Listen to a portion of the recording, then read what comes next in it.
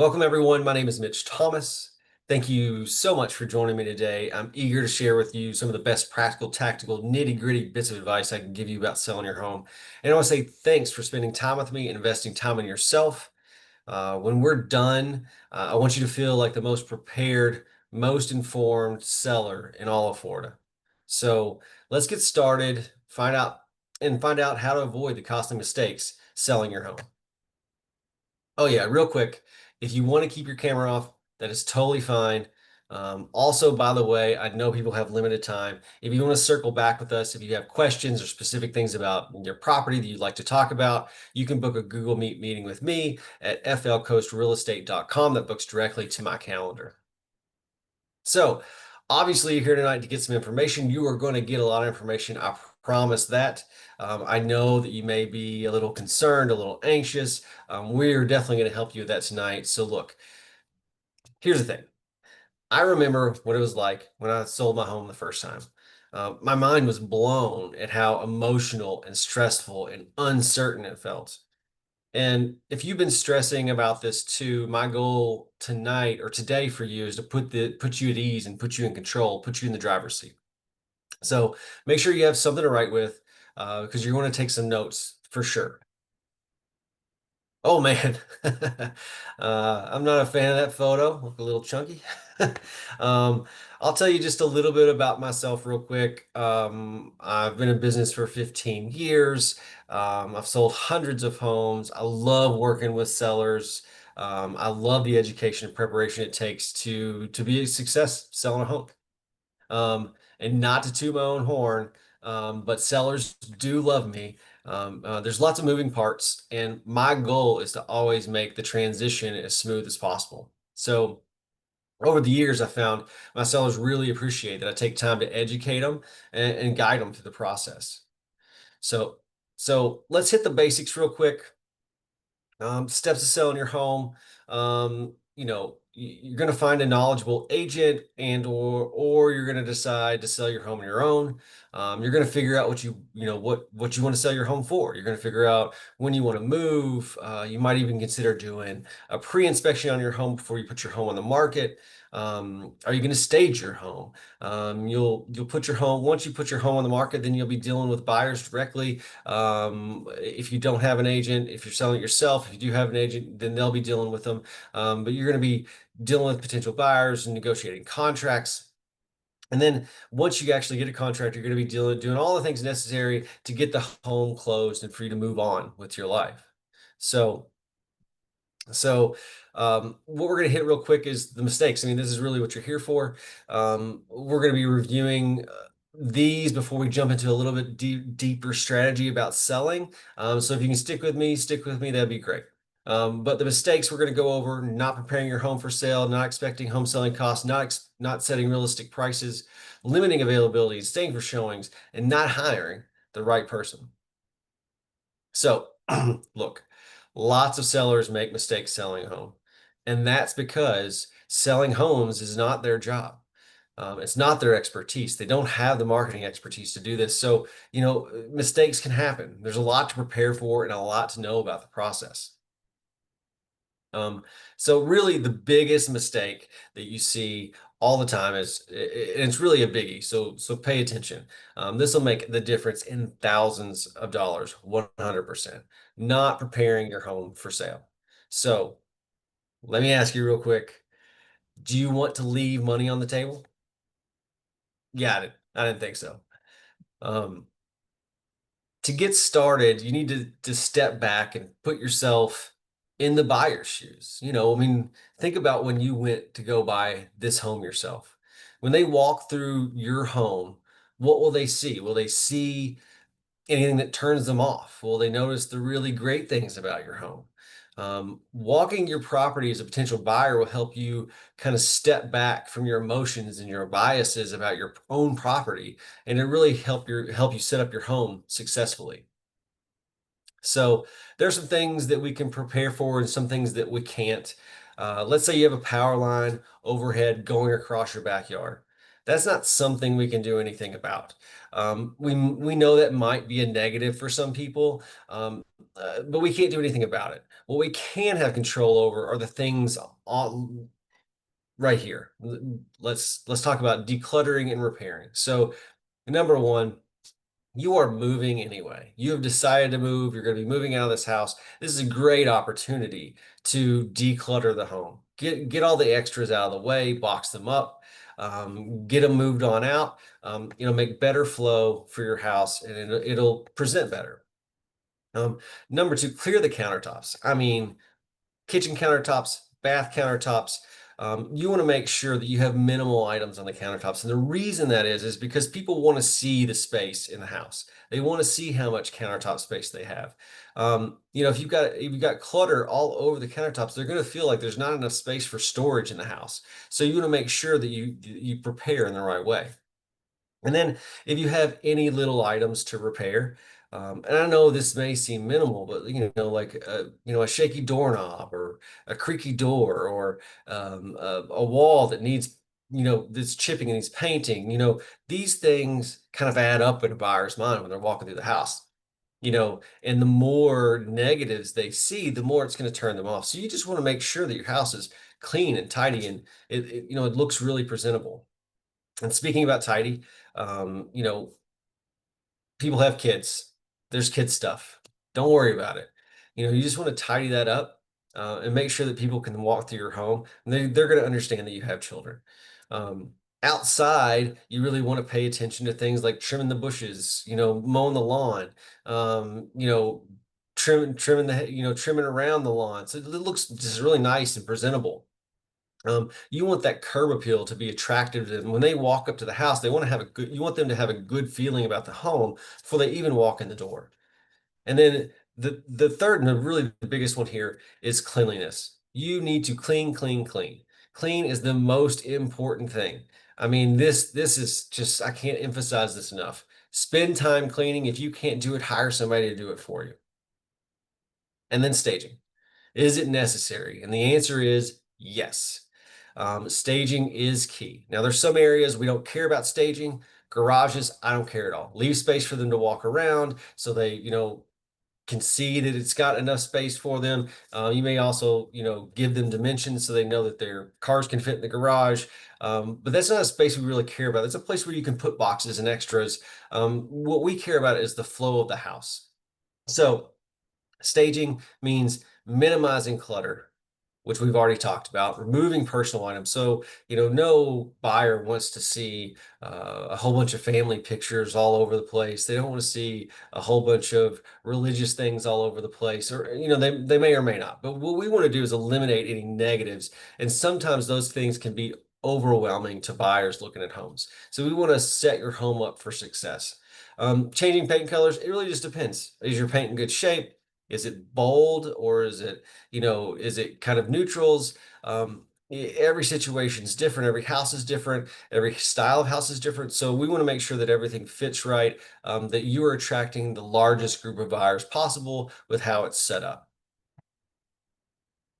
Okay, guys, we're going to move on to mistake number two, and that is not expecting home selling costs. So the first expense, you might want to invest some dollars in getting your home ready for sale.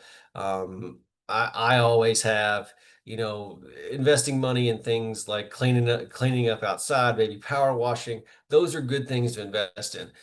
You might even invest in things like new countertops or new flooring. It really just depends on the situation. Sometimes those don't pay off. You want to make sure that you're doing the things that are going to return that money plus more if you're going to put money and time into them. And then the second expense to consider, this isn't for everybody. Really, sometimes first-time homebuyer loans have stipulations, and so you want to make sure that if there's any penalties for selling your house. For instance, some first-time homebuyer programs require, they might give you a grant for $5,000, and they say you need to live in this house for 5 years. So if you leave early, you might have to pay that back. You just want to make sure you know that before you go to sell your house. You don't want to be blindsided by that expense. Mistake number three, not setting realistic prices. This is the only thing anyone ever wants to talk about, right? How much am I going to make? So of course, you want to make the most money possible. Part of selling home is deciding the right price, and that is highly dependent on the market that you're in.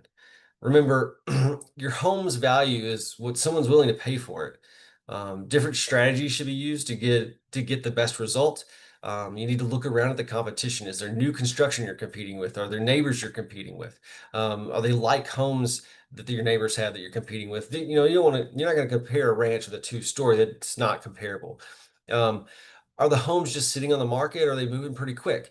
Your strategy is going to change based on the competition you have, but also the kind of market you're in. No matter how you come to price, you want to make sure that you're taking strategy, exposure, competition, and presentation into consideration. We're going to talk about those later.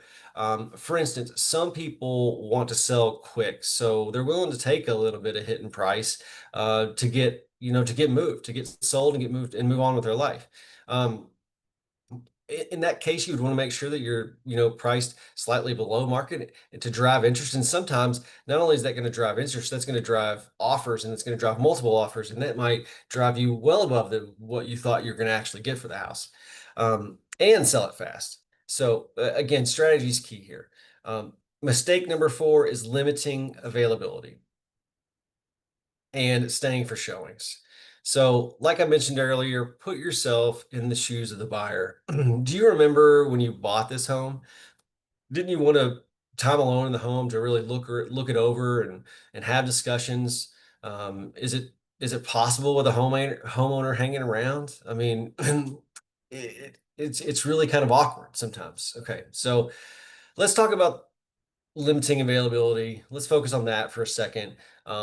It's really simple. The more available your property is, um, the more showings you allow, the better chances of getting a sale. I mean, the whole goal is to get bodies through the door to look at your house. When they walk in your house, they're going to have the reaction, hey, I really love this house. This house is not the one for us. But that's going to drive offers. You need people to be inside the home.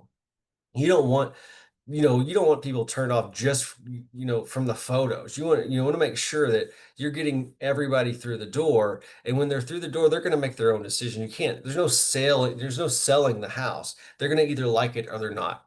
But limiting the availability, meaning only allowing showings for a certain period of time during the day, or only on the weekends, or only at night, that really hurts the possibility of you getting the most buyers to walk through your home.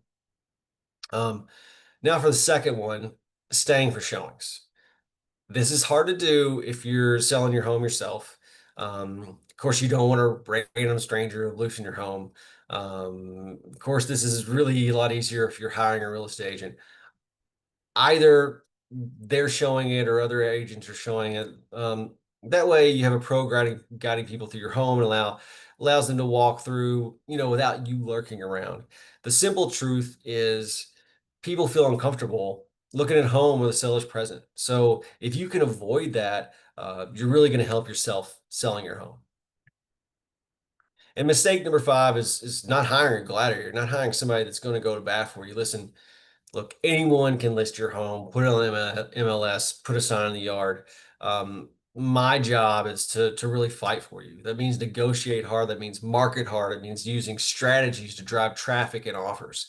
You don't you want someone really to craft marketing specifically for you, considering the key factors of presentation, exposure, strategy, price? I mean, if you're not paying attention to these things, then you're possibly leaving money on the table. Speaking of that, real quick, I know some of you are going to have to leave. I know there's a lot of information here. If you do and you want to do a free one-on-one with me, again, you can go to flcoastrealestate.com. You can book a free Google Meet with me. And we will talk about that again later. Okay, so moving on to the next slide. Okay, so now we're going to talk about the big 4, and I've kind of hit this a couple of times in this presentation. Once we're done, you'll have a good idea how this works. And if you have more questions, again, we can put even sharper pin on it one-on-one. So number 1 is presentation. The questions to ask yourself are, have I done the right staging? Have I prepared impactful marketing materials? Do I have marketing that really showcases the home? Do I know how to present the home to get the best response? Simply put, does your presentation of the property help or hurt you? For instance, you may have a beautiful, perfect home, but if you don't have good photos, you could turn off any potential buyers instantly. They may not even consider coming to the home based on the photos. That is a major problem because the whole goal is to get bodies through the door. Number two is exposure. And this is big. Exposure. Ask yourself these questions. How will I get the right people to see my home, to see my homes for sale? Will I put out signage? Will that grab them as they're driving through neighborhoods, or one of their friends knows they're looking and let them know? Am I going to post it on sites like Craigslist and hope somebody sees it? Or am I going to go with a local pro? Or do you want somebody with local, national, international reach? I mean, you really have to think about how you want to expand the market. Especially in a place like this, you're going to get people from all over, internationally and nationally.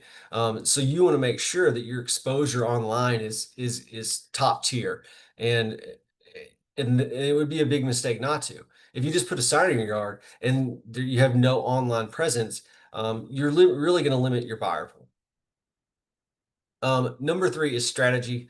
And it takes in consideration what we kind of talked about a little bit earlier was consideration of the market, the competition, and maybe even the challenges with your home. So let's just say your home sits right beside a really busy highway and you can hear highway noise. Deciding the right strategy will help you get the biggest return. And strategy really takes in all the factors to drive traffic to the home and create offers.